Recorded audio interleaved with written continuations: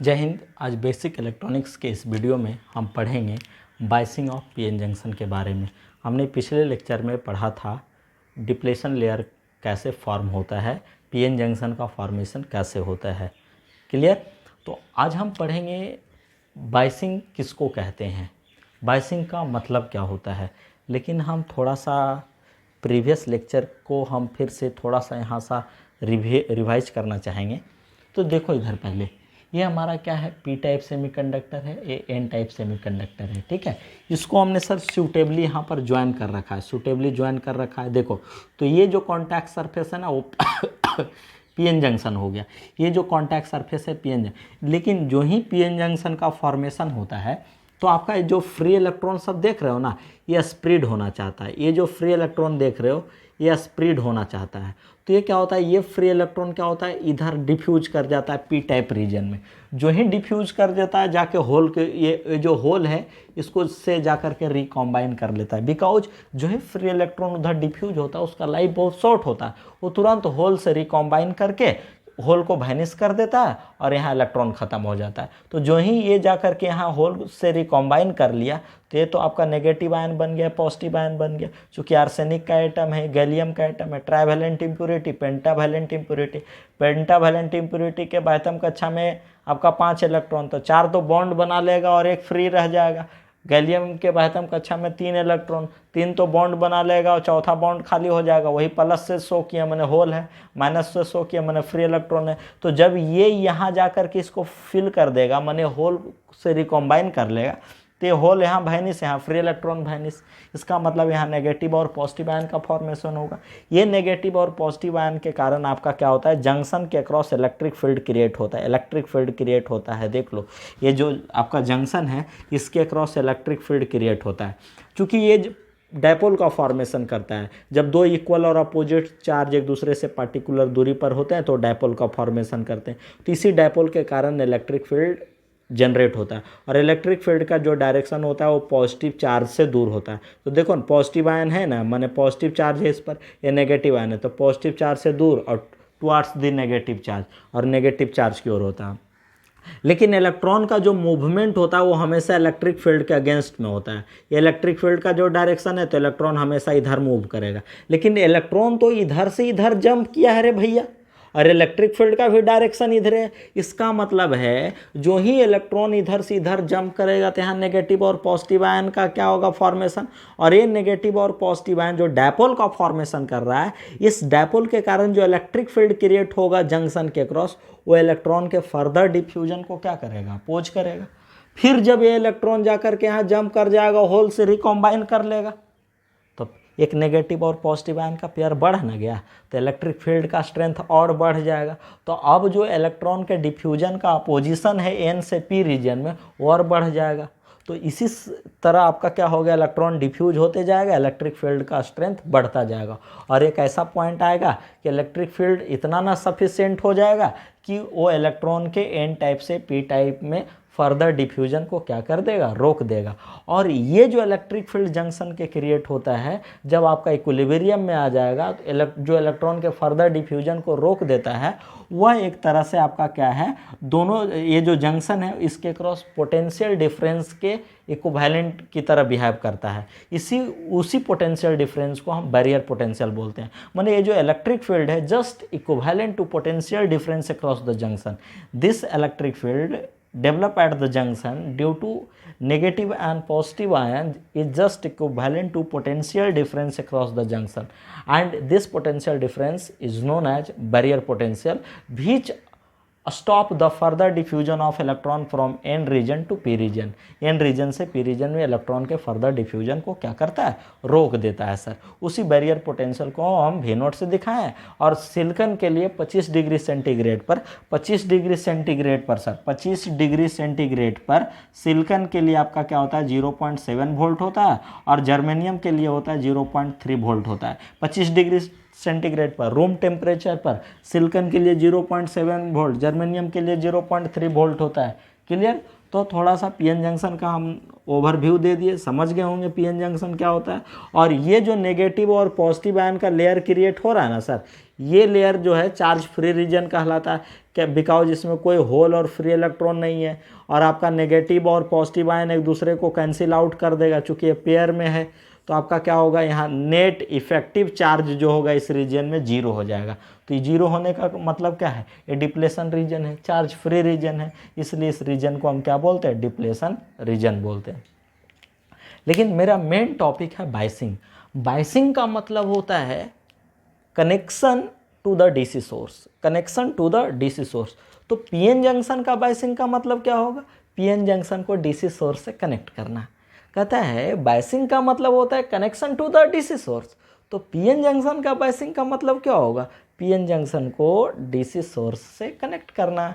DC source से क्या करना, कनेक्ट करना। तो भाई डीसी सोर्स से पीएन जंक्शन को हम कैसे कनेक्ट कर सकते हैं, तो डीसी सोर्स को हम पीएन जंक्शन से पीएन जंक्शन को इस तरह कनेक्ट कर सकते हैं। ये मेरा पीएन जंक्शन है, एक बार पी लेयर को बैटरी के पॉजिटिव टर्मिनल से और एन लेयर को बैटरी के नेगेटिव टर्मिनल से, एक बार पी लेयर को बैटरी के नेगेटिव टर्मिनल से, एक बार एन लेयर को बैटरी के पॉजिटिव टर्मिनल से, ऐसे कनेक्शन कर सकते, दो ही कनेक्शन हो सकता है।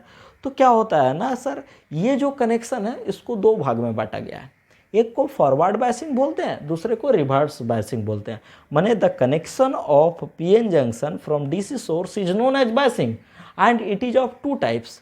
First one is known as forward biasing and another one is known as reverse biasing. अब कहता है फॉरवर्ड बायसिंग क्या होता है, कहता है in forward biasing P layer is connected to positive terminal of battery and N layer is connected to negative terminal of battery. Similarly, in reverse biasing, P layer is connected to negative terminal of battery and N layer is connected to positive terminal of battery. It means when P layer of PN junction is connected to positive terminal of battery and N layer is connected to negative terminal of battery, then PN junction is said to be forward bias. अब बात है कि reverse bias किसको बोलेंगे, when P layer is connected to negative terminal of battery and N layer is connected to positive terminal of battery, then PN junction is said to be reverse bias. Clear. अब हम थोड़ा सा आते हैं sir current conduction. अब हम forward bias को थोड़ा सा एक्सप्लेन करते हैं कि फॉरवर्ड बायस क्या होता है, डायोड अमनी पीएन जंक्शन डिवाइस में करंट का कंडक्शन कैसे होता है। ये बहुत ही इंपॉर्टेंट है, इसको थोड़ा सा समझिएगा, कॉन्सेप्ट समझिएगा कि कॉन्सेप्ट रियल में है क्या। हम दो फिगर यहाँ ऑलरेडी बना रखे हैं जिसको हम करंट कंडक्शन समझाने के लिए बनाए हैं, जो आपको काफ़ी हेल्पफुल होगा, मददगार साबित होगा। आप इसको विजुअलाइज कीजिएगा, रियलाइज कीजिएगा मन में कि रियल में हो क्या रहा होगा। तो देखो current conduction in forward bias, current conduction in forward bias, forward bias PN junction. तो देखो होता क्या है, जैसे इधर पहले हमने देखो यहाँ पीएन जंक्शन को क्या है सर, ये मेरा पीएन जंक्शन है, ये मेरा पीएन जंक्शन है, इसको बैटरी से हमने कनेक्ट कर रखा है। और ये देख लो डिप्लेशन लेयर है ना, इसमें negative ion positive ion, negative ion है पॉजिटिव आयन है। और ये मेरा पी लेयर है जिसमें होल मेजॉरिटी चार्ज कैरियर है, ये मेरा एन लेयर है जिसमें free electron majority charge carrier है, ये डिप्लेशन लेयर है जिसमें सिर्फ आयन है। कोई दिक्कत।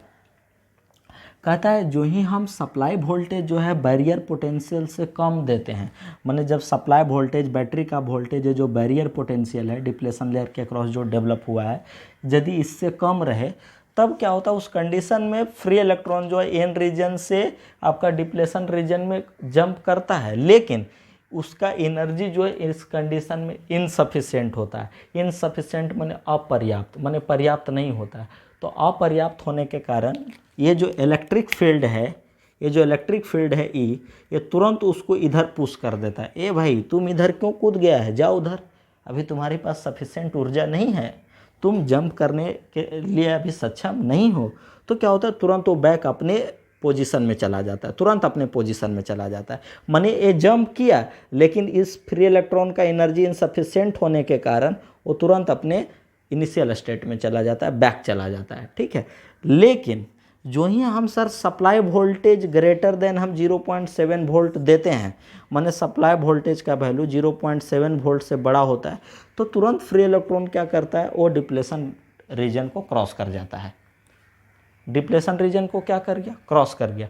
डिप्लेशन रीजन को क्रॉस कर दिया, इसका मतलब है कि हम यहाँ रफ में दिखाना चाहेंगे, इसको रफ में दिखाना चाहेंगे कि ये जो आपका फ्री इलेक्ट्रॉन देख रहे हो, ये जो होल है, तुरंत आपका क्या है कि ये आपका क्या है, ये डिप्लेशन रीजन को क्रॉस कर गया। हम ये डिप्लेशन रीजन दिखा रहे हैं, यहाँ इसको हम इस तरह दिखा रहे हैं। ये डिप्लेशन रीजन को क्रॉस कर गया और जाकर के होल से रिकॉम्बाइन कर लिया, जाकर के क्या कर लिया, होल से रिकॉम्बाइन कर लिया, समझ रहे हैं। तो अब जब यहाँ से फ्री इलेक्ट्रॉन जाकर के होल को रिकॉम्बाइन कर लिया, तो अब ये क्या हो जाएगा सर, ये तो पॉजिटिव आयन बन जाएगा और ये क्या हो जाएगा सर, नेगेटिव आयन बन जाएगा।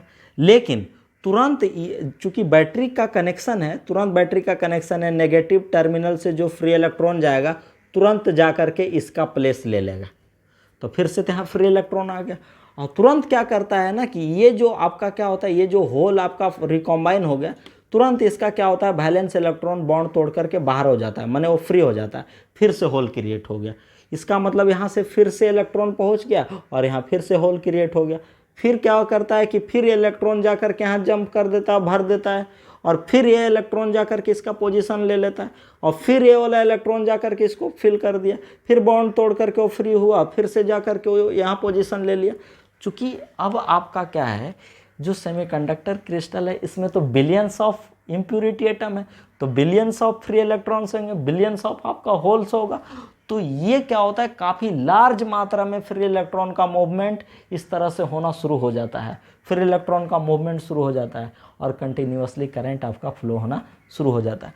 लेकिन हम आपको थोड़ा सा और डिटेल्स में एक्सप्लेन करना चाहते हैं इस फिनोमेना को। इसके लिए हमने 2 फिगर बनाया सर। ये चीज़ तो समझ गया ना, ये चीज़ आपको समझ में आना चाहिए कि आप बढ़िया से देखिएगा, आपको समझ में आ जाएगा। अब हम इसी चीज़ को थोड़ा सा डिटेल में एक्सप्लेन करने की कोशिश की अपना मन से कि रियल में होता क्या होगा। तो कहता है कि जो ही हम सप्लाई वोल्टेज ना सर, सप्लाई वोल्टेज को हम बैरियर पोटेंशियल से ज़्यादा देते हैं, तो ये क्या होता है, फ्री इलेक्ट्रॉन जो है, फ्री इलेक्ट्रॉन हम थोड़ा दूसरा मार्कर से लिखते हैं। फ्री इलेक्ट्रॉन क्या होता है, जंप कर जाता है। लीजिए जंप कर गया, माने यहाँ पहुँच गया, वो पहुँच गया, यहाँ पहुँच गया। अब क्या होता है, हमने कॉन्सेप्ट ऑफ होल करंट बताया था। कॉन्सेप्ट ऑफ होल करंट में आपका क्या बताया था कि क्रिस्टल के अंदर ही वैलेंस इलेक्ट्रॉन मूव करता है, यानी जो वैलेंस इलेक्ट्रॉन है वो क्रिस्टल के अंदर ही मूव करता है। जैसे सर वहाँ हमने इस तरह का बतलाया था कि आपका जो वैलेंस इलेक्ट्रॉन है वो क्रिस्टल के अंदर भी क्या करता है सर, मूव करता है। हमने यहाँ उस तरह का कॉन्सेप्ट बतलाया था, कॉन्सेप्ट ऑफ होल करंट में हमने बतलाया था। देखो इधर पहले, ये हमारा क्रिस्टल है। जैसे मान लो कि हमारा सर ये बॉन्ड तोड़ करके ना बाहर आ गया है, बॉन्ड तोड़ करके बाहर आ गया, ये हमारा ले लो, तो ये बॉन्ड तोड़ करके बाहर आ गया, तो यहाँ खाली स्थान क्रिएट हो जाएगा, खाली स्थान क्रिएट हो जाएगा ना सर, हाँ खाली स्थान यहाँ क्रिएट हो जाएगा। मान लो ये बॉन्ड तोड़ करके बाहर आ गया, तो ये आपका क्या हो गया, खाली स्थान क्रिएट हो गया, ये होल हो गया। लेकिन ये होल का टेंडेंसी इलेक्ट्रॉन को अट्रैक्ट करने की काफ़ी अधिक होता है, माने होल तुरंत अपने आप को भरना चाहता है, फिल करना चाहता है।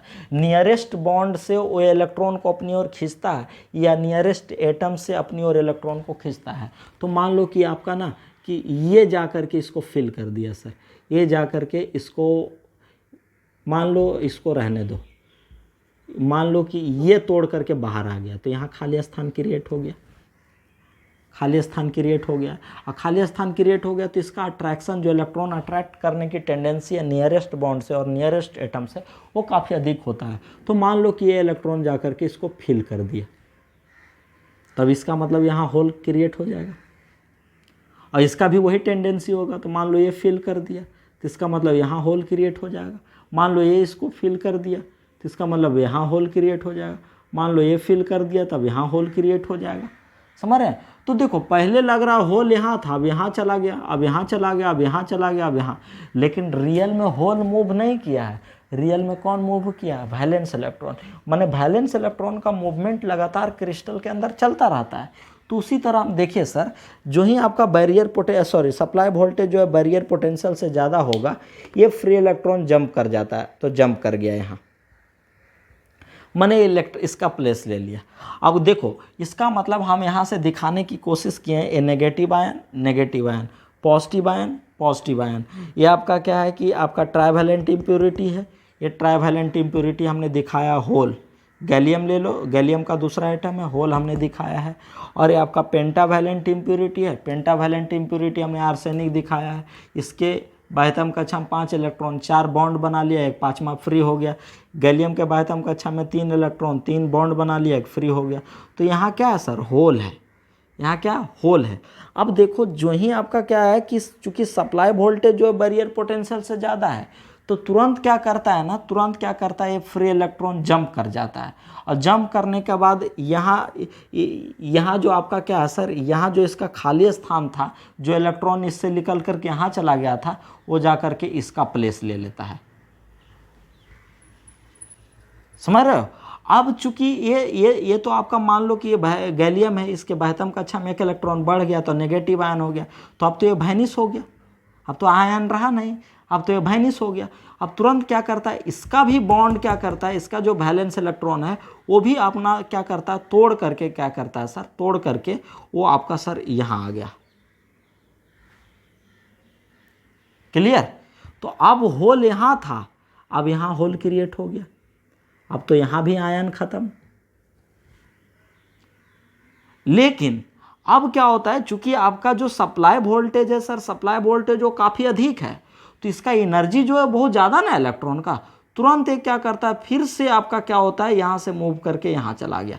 तो अब देखो रियल में हुआ क्या, रियल में हुआ क्या, जो ही आपका क्या हो गया, सप्लाई वोल्टेज का value greater than barrier potential हुआ, तो इलेक्ट्रॉन मूवमेंट किधर कर रहा है, जंक्शन की ओर मूव कर रहा है। यही आपका जंक्शन है, फ्री इलेक्ट्रॉन जंक्शन की ओर मूव कर रहा है। होल पहले यहाँ था, अब होल यहाँ चला गया, माने होल भी जंक्शन की ओर मूव कर रहा है, माने होल आपका लेफ्ट से राइट मूव कर रहा है, फ्री इलेक्ट्रॉन राइट से लेफ्ट मूव कर रहा है।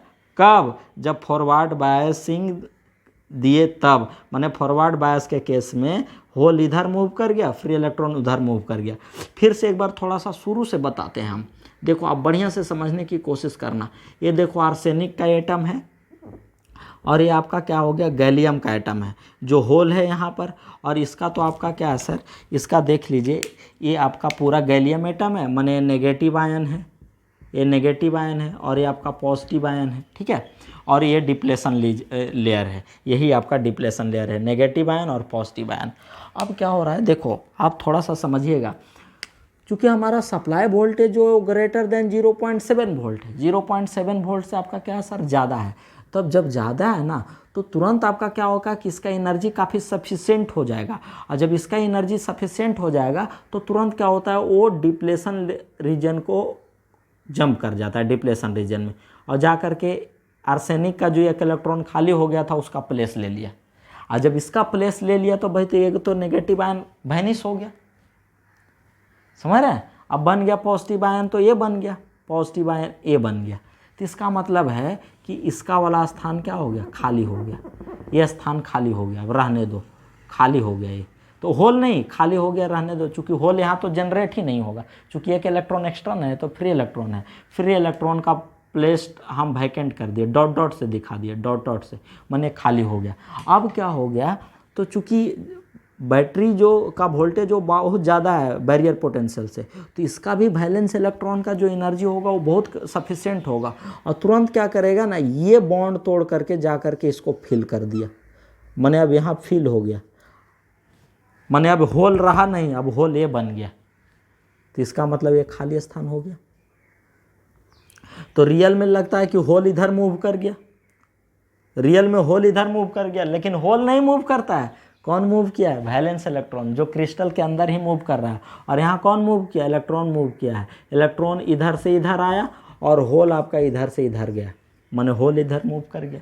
अब देखो क्या होता है सर, अब तो यहाँ खाली स्थान हो गया, तो अब ये भी नेगेटिव आयन नहीं बना, अब तो आपका नेगेटिव आयन ये बन गया, समझ रहे हो। लेकिन आपका क्या होता है, चूंकि अभी भी इलेक्ट्रॉन का एनर्जी बहुत सफिशिएंट है, बहुत हाई है, तो तुरंत क्या करता है कि ये तुरंत यहाँ चलाता है, अब फिल कर दिया, फिर ये मान लो अब ये तोड़ करके वैलेंस इलेक्ट्रॉन फ्री हो गया। अब फ्री हो गया तो यहाँ क्या क्रिएट हो गया, होल। अब होल क्रिएट हो गया और ये फ्री इलेक्ट्रॉन का मूवमेंट इधर शुरू हो जाता है। और जब ये इस टर्मिनल पर पहुंचता है तो जाकर के इसका स्थान ले लेता है, माने फिर से वही हाल। और चूंकि ये इलेक्ट्रॉन यहाँ आ गया तो फिर से यहाँ खाली हो चुका है, माने पॉजिटिव आयन बन चुका है। समझ रहे हो, ये क्या हो गया, पॉजिटिव आयन बन चूका है। और चूंकि इसका एनर्जी जब ये स्थान ले लिया तो फिर से जंप करके क्या होता है, जंप करके इसके स्थान को जा करके भर दिया।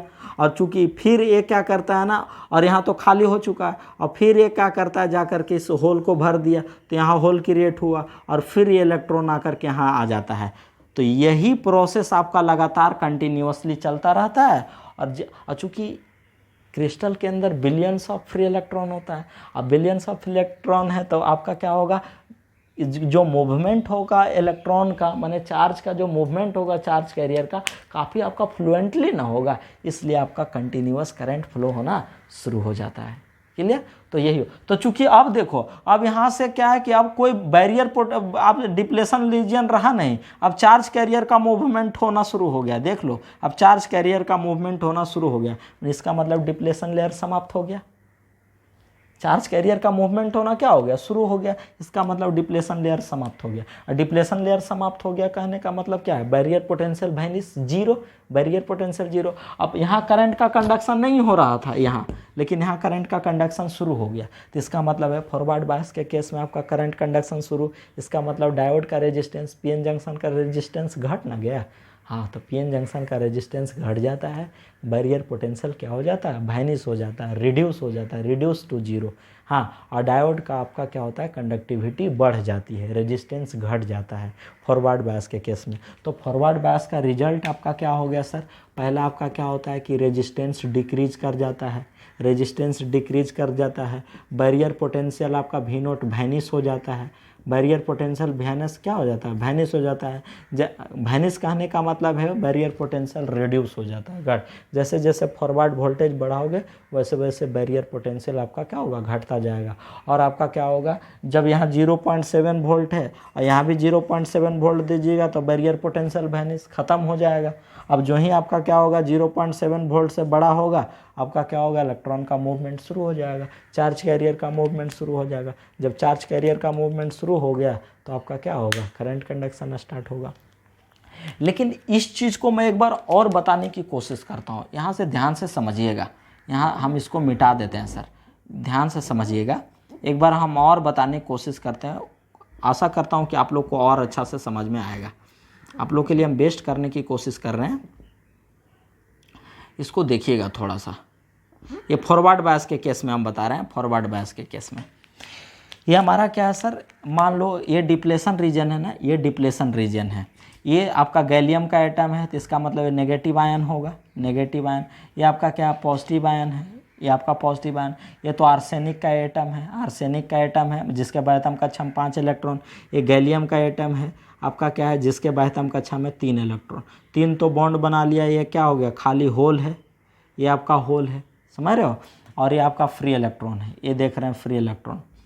लेकिन अब होता क्या है, जो ही सप्लाई वोल्टेज ना, सप्लाई वोल्टेज क्या होगा, बैरियर पोटेंशियल से आपका ज़्यादा होगा। तो बैरियर पोटेंशियल से ज़्यादा होने के कारण आपका क्या होगा, ये इलेक्ट्रॉन जो है सर, ये इलेक्ट्रॉन फ्री इलेक्ट्रॉन जो है वो जंप कर जाता है। और जंप करने के बाद क्या करता है ना कि ये इसका स्थान ले लेता है।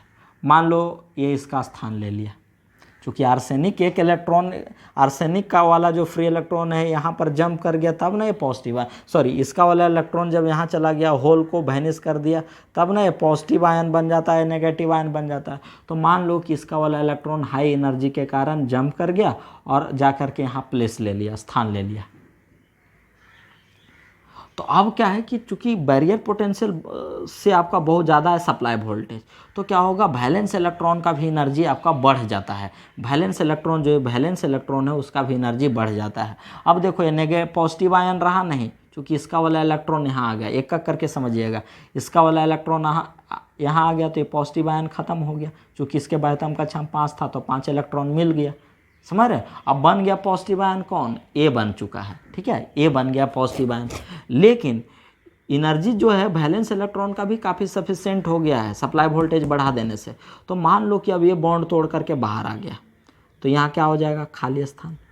यहाँ पर आपका क्या हो जाएगा सर, खाली स्थान क्रिएट हो जाएगा। देखो यहाँ पर आपका खाली स्थान क्रिएट हो गया है, यहाँ आपका खाली स्थान क्रिएट हो गया। अब ये इलेक्ट्रॉन गया कहाँ, जहाँ करके होल जो यहाँ था उसको फिल कर दिया। और होल फिल कर दिया तब तो होल यहाँ क्रिएट हो गया, होल यहाँ ना क्रिएट हो गया। इसका मतलब लग रहा है होल इधर से इधर चला गया। माने फॉरवर्ड वोल्टेज देने से फॉरवर्ड बायसिंग के केस में लग रहा है होल जो है आपका लेफ्ट से राइट मूव कर रहा है और फ्री इलेक्ट्रॉन जो है वो राइट से लेफ्ट मूव कर रहा है। फ्री इलेक्ट्रॉन इधर आ गया और आपका होल इधर चला गया। लेकिन रियल में होल गया नहीं है, आया कौन है, वैलेंस इलेक्ट्रॉन आया है। ये यहाँ वाला वैलेंस इलेक्ट्रॉन यहाँ आ गया, माने अब होल यहाँ पर आ गया और फ्री इलेक्ट्रॉन यहाँ आ गया। अब देखो तो अब डिप्लेशन रीजन में आपका क्या हो गया, होल और फ्री इलेक्ट्रॉन आ गया। इसका मतलब अब क्या है, डिप्लेशन रीजन में होल और फ्री इलेक्ट्रॉन है, इसका मतलब डिप्लेशन रीजन में चार्ज कैरियर है। तो अब तो डिप्लेशन रीजन रहा नहीं, डिप्लेशन रीजन आपका क्या हो गया, वायनिश हो गया। डिप्लेशन रीजन आपका क्या हो गया, वायनिश हो गया। माने अब डिप्लेशन रीजन में आपका चार्ज कैरियर हो गया। तो जो ही ये इलेक्ट्रॉन अब यहाँ आ गया तब तो यहाँ होल क्रिएट हो गया और यहाँ पर आपका बाह्यतम कक्षा में 5 इलेक्ट्रॉन आ गया। अब जब होल क्रिएट हो गया है तो अब यहाँ होल क्रिएट हो गया और यहाँ पर आपका 4 इलेक्ट्रॉन आ गया, तो इसका मतलब ये क्या हो जाएगा, नेगेटिव आयन बन गया। लेकिन चूंकि सप्लाई वोल्टेज बहुत ज़्यादा है तो इसका क्या होता है ना, इसके वैलेंस इलेक्ट्रॉन का एनर्जी बहुत सफिशिएंट होता है, ये तुरंत बॉन्ड तोड़ करके बाहर आ गया। मान लो कि आपका रहने दो, मान लो यही बॉन्ड तोड़ करके बाहर आ गया, ये बॉन्ड तोड़ करके बाहर आ गया फ्री, और फिर से यहाँ क्या क्रिएट हो गया, खाली स्थान। लेकिन उसी इंस्टेंट में आपका क्या होता है कि ये जाकर के इसको फिल कर दिया। जब ये यहाँ आया तो तुरंत ये वैकेंट हुआ, ये आकर के इसको फिल कर दिया और ये इलेक्ट्रॉन फ्री हो गया। ये फ्री इलेक्ट्रॉन अब क्या होगा, बैटरी के पॉजिटिव टर्मिनल की ओर अट्रैक्ट होगा और मूव करना शुरू कर देगा। मूव करते करते जाकर के यहाँ फिल कर दिया, ठीक है। तो अब तो इसका प्लेस पर आ गया। अब तुरंत क्या होगा, चूंकि इसका क्या एनर्जी बहुत हाई है, सप्लाई वोल्टेज बहुत ज़्यादा है, तुरंत ये यहाँ से फिर यहाँ आ गया और यहाँ चूंकि खाली स्थान हो चुका है, ये यहाँ भर दिया और यहाँ से फिर ये तुरंत यहाँ आ गया। समझ रहे हो, तुरंत यहाँ आ गया और फिर ये बॉन्ड तोड़ करके बाहर आएगा तो तुरंत ये यहाँ चला जाएगा, फिर इलेक्ट्रॉन जा करके यहाँ ले लेगा और फिर यहाँ से यहाँ आ गया, यहाँ से आकर के इसको फिल कर देगा। और चूंकि ये खाली हो चुका है, यहाँ वाला इलेक्ट्रॉन आया, फिर यहाँ से यहाँ आ जाएगा, यहाँ खाली स्थान हो जाएगा और ये इलेक्ट्रॉन यहाँ जाएगा, फिर से यहाँ चला जाएगा, फिर से इसका प्लेस ले गए। तो ये प्रोसेस आपका लगातार चलता रहता है और आपका करंट कैरियर का मूवमेंट शुरू हो जाता है। और चूँकि आपका क्रिस्टल में बिलियंस ऑफ फ्री इलेक्ट्रॉन होता है, तो आपका बिलियंस ऑफ फ्री इलेक्ट्रॉन है तो आपका बिलियंस ऑफ चार्ज कैरियर, तो आपका जो मूवमेंट होगा वो कंटिन्यूअस ना होगा, इसलिए आपका कंटिन्यूअस करंट फ्लो होना शुरू हो जाता है। तो इसी तरह आपका क्या होता है, फॉरवर्ड बायस डायोड में करंट का कंडक्शन होता है। तो आशा करता हूँ आपको ये चीज़ समझ में आया होगा। इसी तरह आपका करंट का कंडक्शन होता है सर। तो देखो इधर पहले यहाँ फ्री इलेक्ट्रॉन भी मूव कर रहा है और होल भी मूव कर रहा है। तो क्रिस्टल में देखो ना, यहाँ फ्री इलेक्ट्रॉन आया ना जी, फ्री इलेक्ट्रॉन मूव कर गया और यहाँ क्या हो गया, यहाँ वाला इलेक्ट्रॉन जब यहाँ आया तो यहाँ खाली स्थान आया और ये फ्री इलेक्ट्रॉन जा करके इसको फिल कर दिया। तो देखो तो यहाँ पहले होल था, अब यहाँ क्रिएट हो गया। तो आपका क्या है कि होल भी मूव कर रहा है क्रिस्टल में, फ्री इलेक्ट्रॉन भी मूव कर रहा है, लेकिन एक्सटर्नल सर्किट में सिर्फ फ्री इलेक्ट्रॉन मूव कर रहा है। क्लियर। तो इसी तरह से आपका क्या होता है कि फॉरवर्ड बायसिंग के केस में आपका क्या होता है, करंट का कंडक्शन होता है। क्यों? क्योंकि फॉरवर्ड बायसिंग के केस में डिप्लेशन रीजन वायनिश हो गया, क्योंकि डिप्लेशन रीजन में अब आपका होल और फ्री इलेक्ट्रॉन आ गया, माने आपका क्या हो गया, चार्ज कैरियर आ गया। तो चार्ज कैरियर आ गया तो डिप्लेशन लेयर रहा कहाँ, वो तो वायनिश हो गया ना। इसलिए कहता है कि आपका फॉरवर्ड बायस के केस में पीएन जंक्शन डिवाइस का रेजिस्टेंस रिड्यूस हो जाता है, डिप्लेशन लेयर विड्थ घट जाता है, बैरियर पोटेंशियल रिड्यूस हो जाता है, आपका कंडक्टिविटी पीएन जंक्शन की बढ़ जाती है। तो ये आपका पीएन जंक्शन का एडवांटेज है। माने पीएन जंक्शन कैसा बिहेव करने लगा, कंडक्टर की तरह बिहेव करने लगा। Sorry, forward bias PN junction कैसा बिहेव करने लगा, कंडक्टर की तरह। माने कंडक्टर की तरह इसलिए क्योंकि अब करंट का अब सर्कुलेशन होना शुरू हो गया, करंट फ्लो होना शुरू हो गया है, समझ रहे हैं। इसलिए पीएन जंक्शन डायोड की, माने पीएन जंक्शन डिवाइस की कंडक्टिविटी बढ़ जाती है फॉरवर्ड बायस के केस में। क्यों? क्योंकि डिप्लेशन लेयर वैनिश हो जाता है, बैरियर पोटेंशियल वैनिश हो जाता है और चार्ज कैरियर का मूवमेंट शुरू हो जाता है। क्लियर? तो हम कह सकते हैं सर कि फॉरवर्ड बायस के केस में आपका डिप्लेशन लेयर जो है वो रिड्यूस हो जाता है, बैरियर पोटेंशियल रिड्यूस हो जाता है, डायोड की कंडक्टिविटी बढ़ जाता है, इट मीन्स उसका रेजिस्टेंस घट जाता है। क्लियर? तो ये आपका फॉरवर्ड बायस का आपका इम्पॉर्टेंट पॉइंट था। और आपका फॉरवर्ड बायस के केस में कैसे करंट सर्कुलेट होता है उसको आप समझ गए। इस पॉइंट को एक बार बढ़िया से देखिएगा आप लोग वीडियो में, 2 बार 3 बार करके यहाँ पर जो हमने समझाया है, क्योंकि ये हौच पौच हो गया है ना, फिर से अब करेंगे तो गड़बड़ा जाएगा, इसलिए वीडियो में बढ़िया से देखिएगा कि सर कहना क्या चाहते हैं, आपको बहुत अच्छा से समझ में आएगा। और ये क्या हो ना, ये चूंकि बिलियंस ऑफ इलेक्ट्रॉन है तो ये कंटिन्यूअस फ्लो होता है, ये तो हम एक एक करके दिखाया है ना, चूंकि रियल में क्रिस्टल में तो बिलियंस ऑफ इम्प्योरिटी एटम होता है, तो बिलियंस ऑफ चार्ज कैरियर, तो जो मूवमेंट होगा वो कंटिन्यूअस मूवमेंट होता है, इसलिए आपका कंटिन्यूअसली करंट फ्लो होना शुरू हो जाता है। तो आशा करता हूँ ये वीडियो आपको काफ़ी हेल्पफुल होगा आपका करंट कंडक्शन समझने में in case of forward biasing. Thank you, आज फिलहाल इतना ही।